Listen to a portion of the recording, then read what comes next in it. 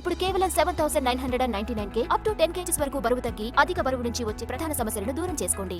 చెట్టుకు జీవం పోసి పునరుద్ధరణ చేస్తే మరిన్ని సినిమాలు తీస్తానంటున్న దర్శకుడు వంశీతో మా రాజమండ్రి ప్రతినిధి శ్రీనివాస్ ఫేస్ టు ఫేస్.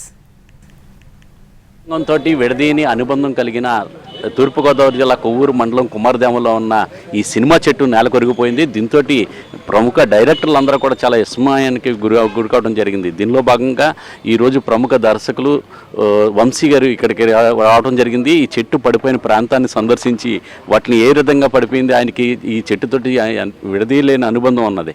ఇక్కడే 18 సినిమాలు ఇక్కడ తీయటంతో పాటు ఆయన తన మిత్రులతో వచ్చి చెట్టు దగ్గరికి వచ్చి ప్రతిసారి ఇక్కడ భోజనాలు కూడా చేస్తారనే మట్టికి గ్రామస్తులు కూడా చెప్పడం జరుగుతుంది. ఇక్కడ మన దగ్గర వంశీ గారు ఉన్నారు. వంశీ గారికి ఈ చెట్టుకు ఉన్న అనుబంధం ఏంటి అనేది అడిగి తెలుసుకుందాం. సార్, ఎలాగున్నది మీకు ఈ చెట్టుకి మీకున్న అనుబంధం? ఇది నా చిన్నప్పుడు అండి, చాలా ఏళ్ళ క్రితం నేను పట్టిసీమ గుడికి వెళుతూ దారిలో ఈ చెట్టు చూశానండి. చూసి థ్రిల్ అయిపోయాను నేను. అప్పటి నుంచి ఈ చెట్టు నా చాలా సినిమాల్లో ఈ చెట్టు ఉంటుందండి. అంటే నా ప్రతి సినిమాలో గోదావరి ఉంటుంది, ఈ చెట్టు తప్పకుండా ఉంటుందండి. ఆ తర్వాత నేను రైటర్నండి, కథలు రాస్తాను. గోకులంలో రాధ అని ఒక నవల్లో మెయిన్ బ్యాక్గ్రౌండ్ ఈ చెట్టు అండి, కుమారదేవం ఊరండి. ఇంకా చాలా కథల్లో ఇప్పుడు నేను గుర్తుపెట్టుకుని చెప్పడం కష్టం, గుర్తు చేసుకుని. అంటే లేడీ స్టైల్ సినిమాలో కూడా ఇక్కడే తీశారు. లేడీ స్టైల్ ఎక్కడ తీయలేదండి, రాజోలండి. లేడీ స్టైల్ ఎక్కడ తీయలేదు.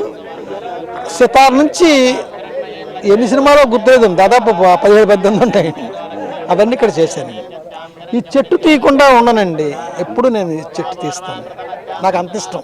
అంటే మిగతా దాసనారాయణరావు గారు కానీ, రాఘవేంద్రరావు గారు కానీ, జంజాల గారు కానీ, ఇలాగ అందరూ కూడా వివి సత్యనారాయణ గారు కానీ అందరూ కూడా ఈ చెట్టుకి ఎందుకు అంత ప్రాముఖ్యత?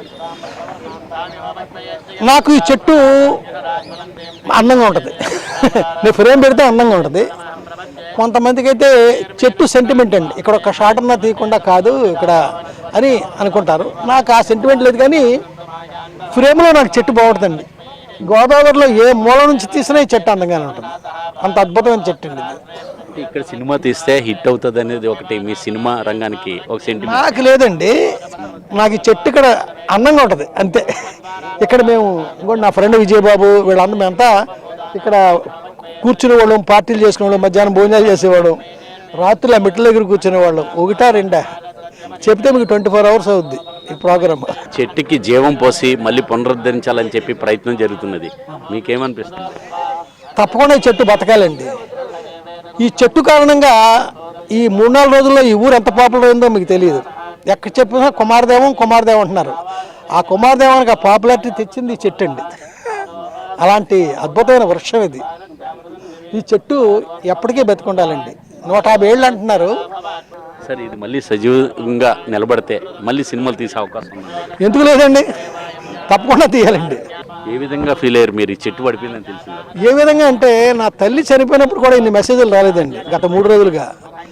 జీవం పోయటానికి ఇక్కడ పూజా కార్యక్రమాలు నిర్వహించి ఇక్కడ ఈ చెట్టుని పునరుద్ధరించడానికి ప్రయత్నాలు అయితే జరుగుతున్నాయి. అదే జరిగిన తర్వాత, ఈ పునరుద్ధరించిన తర్వాత మళ్ళీ నా సినిమాలు మళ్ళీ ఇక్కడ ఈ గోదావరి గట్టు మీద ఉన్న ఈ చెట్టు దగ్గర ఈ సినిమా చెట్టు కింద మళ్ళీ సినిమాలు తీయడానికి కూడా నేను సిద్ధంగా ఉన్నానని చెప్పేసి వంశీ చెప్పడం జరుగుతున్నది. ఇంకా మరిన్ని సినిమాలు తీయడంతో పాటు తనకు చాలా బాధాకరంగా ఉన్నది ఈ నెలకొరిగిపోవడంతో ఈసారి మళ్ళీ సినిమాలు తీసి తెరకెక్కిస్తానని చెప్పేసి ఆయన వంశీ చెప్పడం జరుగుతుంది. కెమెరామెన్ వాసుతో శ్రీనివాస్, ఎన్టీవీ, కుమారదేవం.